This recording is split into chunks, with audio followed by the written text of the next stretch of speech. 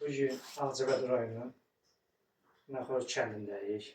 Bizim şəhidimiz Ərşad qardaşımızın mövlududur.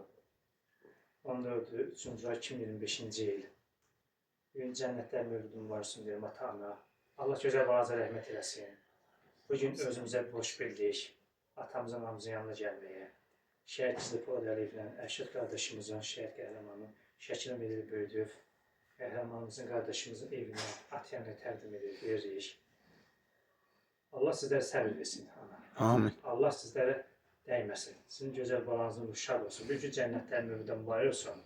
Allah hər zaman sizi var eləsin. Bir günümüzə bir boş bildik ki, bir anamızın, atamızın yanına gəlib, onların yanında olmağa, onlara təsəlli vermək, yalandan deyərik, təsəlli veririk, gəlmiş yanlarına.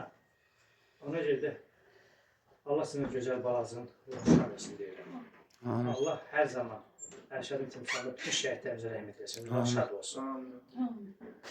Bugün özümüzə bir boş bildik, fəxr bildik sizin yanınıza gəlib, huzurunuzda gəlib sizin evinizdə olaq.